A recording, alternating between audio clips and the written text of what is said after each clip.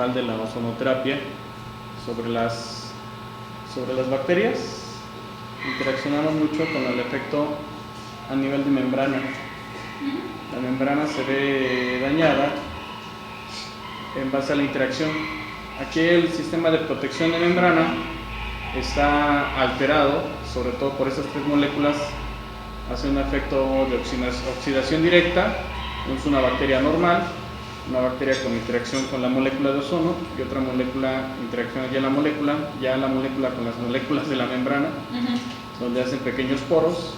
Los poros estabilizan la estabilidad de la membrana bacteriana y por contacto directo, constante interacción, llega un momento en donde la membrana se rompe. ¿Sí? Esa es la primera situación con respecto a lo que son bacterias. La siguiente fase es, en el caso de la parte viral, ahorita lo vamos a repasar. Obviamente ellos no tienen una membrana biológica. Se supone que ellos tienen la bacteria, la membrana viral, que corresponde de membrana, doctora. ¿Cómo se protege del medio ambiente?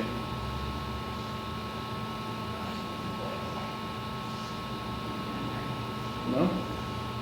Bueno, de todos modos lo vamos a repasar más adelante. La interacción, de todos modos, las moléculas de ozono invaden lo que es la membrana, igual hacen un sistema parecido a lo que se ve con la bacteria. ¿Sí? En el caso del hongo, hay un sistema en el cual el hongo también tiene una formación de membrana que es muy sensible a lo que es el ozono, y ese proceso pues, también lo va a alterar. Entonces,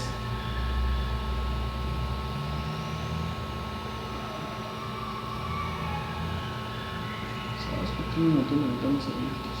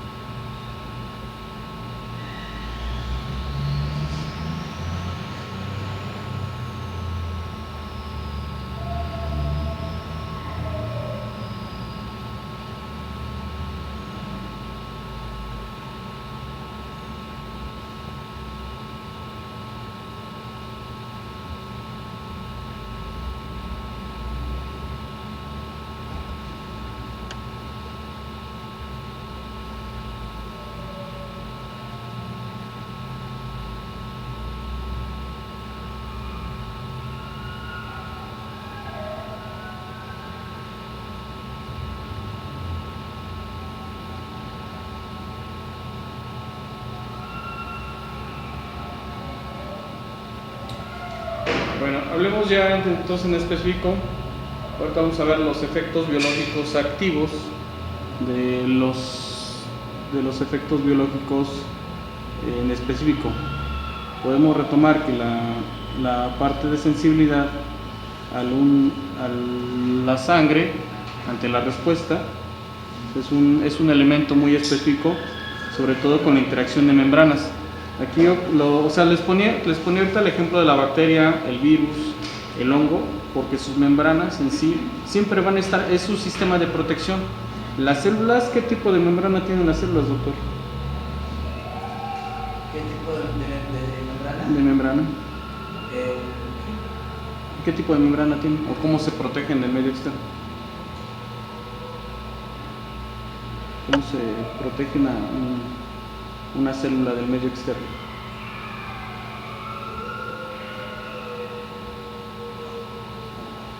¿No? La membrana lipoproteica, ¿les suena? ¿Sí? Es lipoproteica. Es trilaminar, tengo entendido. ¿Sí estoy bien? Bueno, la membrana trilaminar induce un efecto de protección o de citoprotección, y esa membrana es el principal sistema de contacto con nuestro producto. El gas en sí es lo primero que va a interaccionar con todo esto. Entonces, viéndolo un poco más específico, el efecto biológico activo en la sangre va a pasar por dos fases. La fase primaria, que va a ser la fase en la cual ustedes van a seguir trabajando la fase de interacción. Se repasa todo esto porque todo lo que vamos a ver ahorita tiene que ver con sistemas de aplicación, que era lo que estamos viendo, interacción de membranas, estímulo de lo que es la parte o control del ácido araquidónico o inmunoregulación. Entonces, aquí se nos perdió un poco, pero bueno, volvamos a recapitular. Lo que es como el 60% de la sangre, en el caso de eritrocitos, reacciona con ozono, el 20% de plaquetas. Estos dos medios son los principales con los que nosotros vamos a derivar ahorita para ciertos tratamientos. Polimorfoleucos están trabajando, pero el porcentaje de plaquetas en el cual vamos a interaccionar más a su función está en un potencial de desarrollo.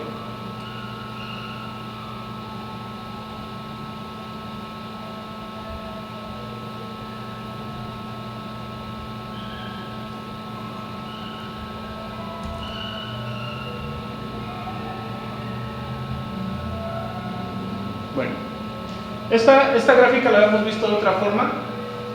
La fase temprana de la acción, que hemos visto, los ojos se disuelven en plasma y en el agua, presente en la superficie de la piel y en los fluidos intersticiales reaccionando instantáneamente. Incluye las membranas del eritrocito, las membranas de los leucocitos y las membranas de las plaquetas. En el caso del glóbulo rojo tiene ciertas acciones en la liberación de glucosámidos y factores de crecimiento con lo que son las plaquetas, incluyendo lo que es la modulación inmunitaria. Esa es la respuesta así, rápido. La siguiente fase de la respuesta, en la parte tardía, es estimular la médula ósea.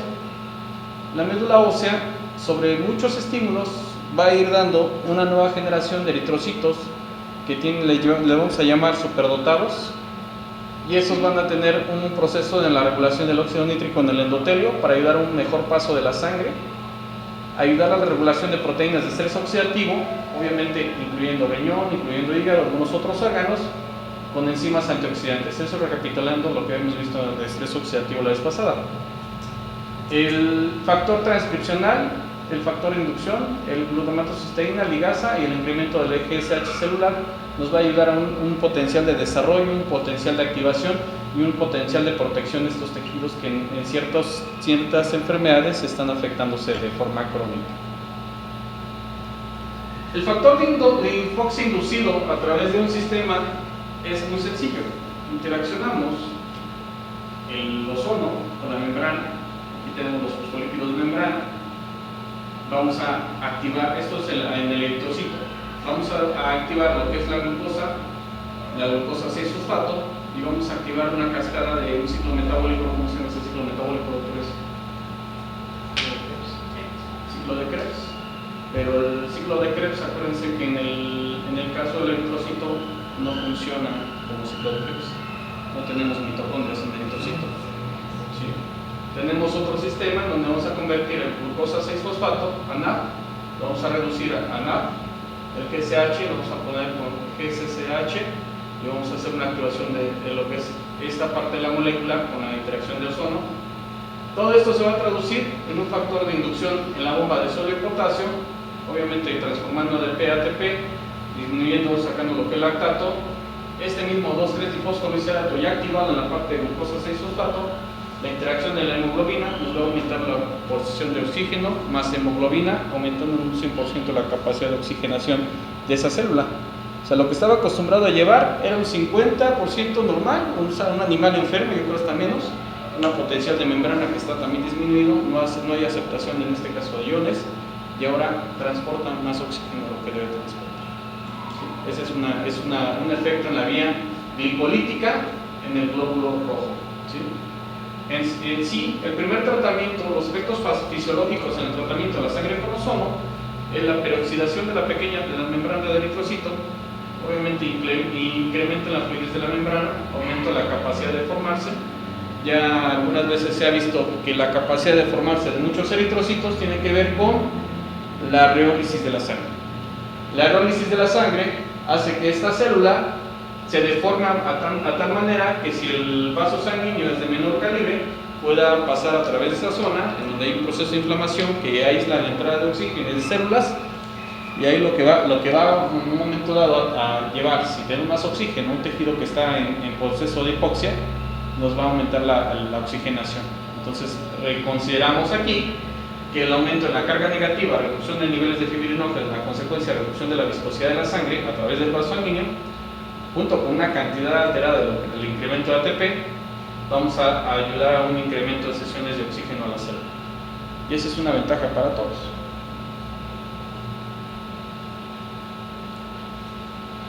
Formación del eritrocito en pila de monedas. Se supone que ¿qué enfermedad es la que ocasiona esta acumulación de eritrocitos uno con otro? Esta es una patología muy marcada. ¿Qué estado patológico se marca aquí? A ver, están en pila de monedas los eritrocitos. Este es un estudio de laboratorio donde nos dice, ¿sabes qué? Tus eritrocitos están en formación de pila de monedas. Principios de oxidación y daños estructurales, hemoconcentración, viscosidad y también anemia no está muy tan marcado. Tenemos más concentración por disfunciones o problemas de deshidratación. De todos modos hay que checarlo, ¿no? Pero esa es una patología muy conocida en el cual esto es lo que nosotros encontramos. Hacemos aplicaciones vía rectales o hemoterapia mayor y vamos a hacer una disgregación de los eritrocitos en la siguiente muestra. En sí, la atracción por parte de lo que las cargas hacia el propio eritrocito entre uno y otro no ayuda a que el transporte de oxígeno sea el adecuado. Entonces, sí, lo que ayuda es que las células están disgregadas, están participando, porque cuando pasan directamente a los microvasos en pulmón, esa es su función, tratar de pasar una por una para poder atraer más oxígeno. En las plaquetas tenemos aquí dos cosas. Altas concentraciones activan, bajas concentraciones inhiben. Si hacemos aplicación de ozono a una alta concentración, vamos a activar las plaquetas. Si tenemos una baja concentración de ozono, vamos a entrar a la parte de inhibición de las plaquetas. ¿A qué vamos? Bueno, por ejemplo, una lesión crónica degenerativa. En el caso de una laceración por un perro que lo atropellaron, ¿qué necesitamos? Activar. ¿Sí? En el caso de procesos inmunológicos severos, tenemos que activar o inhibir, controlar, inhibir, estabilizar. Ya tampoco podemos alterar esto, porque también es otra de las cuestiones. Mucha gente se queja de que los ozono nunca les funcionó o que tuvieron problemas. O sea, si alguien no se puso a estudiar, probablemente este fue el problema. Y normalmente como médicos aquí no podemos agarrar eso como un antibiótico. Un antibiótico es donde tú dices, bueno, voy a aplicar tanta dosis, pero mi rango de dosis es más alto. Sí, en el ozono es lo mismo, pero aquí es donde marca el tipo de enfermedades con el que tú vas a tratar. Otro caso, donde estén alteradas las plaquetas, en el EPOC, la insuficiencia respiratoria, o alteraciones cardiovasculares, o en el SIC, coagulación intravascular diseminada, es importante alterarlas o controlarlas. En el SIC, controlarlas. ¿Sí? Entonces no podemos poner una dosis más alta porque las vamos a volver locas y nos va a alterar la enfermedad o el proceso inflamatorio que se esté presentando. ¿Sí? Entonces, si nos vamos por este lado, vamos a inhibir la agregación de plaqueta in vitro en los pacientes sanos por ADP y por ADP. Si vamos a hacer la activación por encima de 60 miligramos por litro, se activan las plaquetas vía peróxido de hidrógeno y especies reactivas de oxígeno, incrementando el calcio, provocando la liberación de ADPs, responsable en los efectos cicatrizantes en úlceras varilosas, siendo un ejemplo así rápido. En la parte de biología, en la patología general, la inflamación aguda y crónica, vamos a ver la influencia en la síntesis y liberación de los autacoides. ¿Cuáles son los autacoides, doctores? ¿Autacoides, doctora?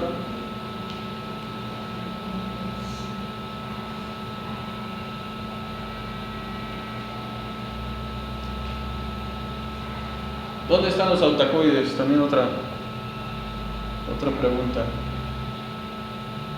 ¿No? ¿Leicosanoides también? ¿Me suena? Cosanoides, autacoides, ¿sí? ¿Dónde se encuentra esto? ¿En qué parte de la célula?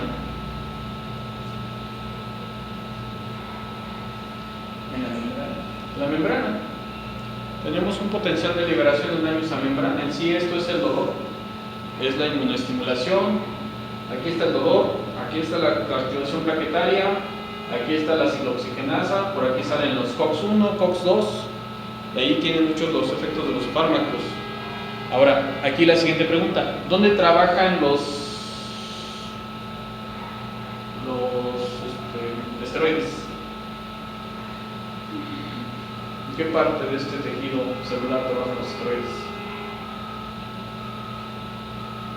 Tenemos diversas fases de trabajo con los medicamentos. O sea, son preguntas más que nada para hacer una relación con respecto a cuál es la acción de un medicamento y cuál va a ser la acción del ozono.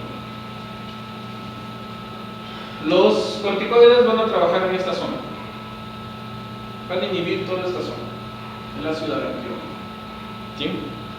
Entonces, ¿qué hace cuando yo elimino lo que es la función inmunológica y la función de recuperación? En ciertas lesiones, un ejemplo, en las fracturas no se puede aplicar corticoides, está contraindicado, porque inhibes aquí. En sí lo que trabajas es COX-1, COX-2, ¿sí? Para el dolor. Y dejamos que esto siga trabajando. En sí el COX-1, COX-2 están en esta zona, pero esa zona, de alguna forma, a ti te ayuda a una rehabilitación de tu paciente. En el caso del ozono, la interacción es leucotrienos, en la parte de ácido araquidónico, aquí va a entrar el ozono, la ciclooxigenasa, tromboxano, el prostaciclina, las prostaglandinas 6-PGF1-alfa, junto con tromboxano B2, nos ayuda a un proceso en la liberación de autacoides base, todo total, o un control, como ustedes lo quieran aplicar. Hace rato hablábamos, si tú quieres hacer una estimulación, dale una dosis más alta. Si quieres controlarlo, poco a poco, ¿sí? De ahí depende. Por ejemplo, si es un problema dermatológico, ¿te vas a ir rápido o te vas a ir lento? Lento, así de sencillo. Por ejemplo, un problema de piel, lo que te mandé es lento, ¿sí? Es estabilizar poco a poco. Y así era el proceso que quería trabajar con tu paciente. Igual, lento, o sea, una respuesta inmunológica activada, lenta. Tal vez en un momento, ahorita les voy a enseñar unas cámaras para que veamos cómo se haría. Pero esto es lo que quiero que tomen muy en cuenta en lo que es el control de dolor. Algún día que tú tengas un dolor así muy fuerte, una pierna, una espalda, una contractura aquí, inyéctate ozono, una jeringa de insulina y siente el efecto de control de dolor directo, sin medicamentos, sin fármacos ni nada. Y es un efecto muy específico. Se entiende que lo que es el efecto de lo que es AINES o lo que es corticoides tiene un efecto secundario. Por eso mucha gente divide entre AINES y corticoides. El ozono tiene un efecto parecido a los corticoides, reiterando un efecto sobre los AINES, pero tomando lo mejor de los dos para hacer una recuperación. Así de sencillo. Ahora, si nosotros hablamos otra vez de control de la estabilidad de la membrana, fue tan sencillo que nosotros esto primero lo controlamos. Segundo, no tuvimos más daño en específico. ¿Creen que el paciente requiera más medicamento de lo necesario? No. O sea, no te va a pedir más medicamento. Si él se siente bien, su cuerpo se siente bien, sus células quieren replicarse. Le estamos mandando oxígeno y le estamos mandando células para repararse. Así viene el proceso con el ozono. Otro de los productos es que si nosotros ya oxigenamos esa célula, la célula no entra en estrés oxidativo. ¿Qué sucederá con los fármacos? Los fármacos los va a poder metabolizar y los va a absorber directamente. Ustedes tienen las dos opciones, con o sin fármacos. ¿Vale? Sobre todo los de dolor. Vamos a hacer una pequeña tablita. Efectos de la ozonoterapia en el metabolismo de los eicosanoides. Vamos a ver la agregación plaquetaria en pacientes con insuficiencia vascular periférica antes y después de tratamiento con ozono. ¿Sí? Aquí se tomó dos grupos de pacientes, en los cuales a este grupo tienen este aumento en la agregación plaquetaria. Tienen 36, 37 aproximado, un porcentaje de % de agregación plaquetaria. Después de la ozonoterapia, su disminución fue más del 50%. ¿En qué nos favorece una agregación plaquetaria con insuficiencia vascular periférica? En que ya puede transportarse mejor el oxígeno a los eritrocitos. Una es eso y la otra no tiene posibilidad de riesgo de trombosis. Entonces, normalmente, aunque en la teoría nos decían, el riesgo de trombosis se da en grandes vasos. Yo también les digo, el riesgo de trombosis se da en microvasos. Si nosotros hacemos ese tejido vascular permeable, los trombos no hacen o no dañan específicamente, se disuelven. Más en la gente que tiene parálisis facial, ayuda mucho en ese proceso. En el caso de lesiones en donde hay inflamación, donde hay un proceso de isquemia, recuerden que la inflamación te lleva a un proceso de isquemia agudo crónico, la inhibición de este sistema ayuda a que si hubo un trombo, se disuelva para que siga pasando oxígeno. Los casos más marcados es el pie diabético. El pie diabético tiene ese antecedente del proceso de trombosis crónica. ¿Sí? Entonces, hay más o menos ese elemento. Bueno, la prostacyclina, el 6-keto PGF1 alfa, a través de la aplicación en bolos de insuflación a roedores, 50 microgramos por mililitro de ozono. En el grupo control tenemos este proceso. ¿Sí? Obviamente ese es su rango normal. Si les ponemos ozono, de un 100 a un 350, ¿cuánto % de aumento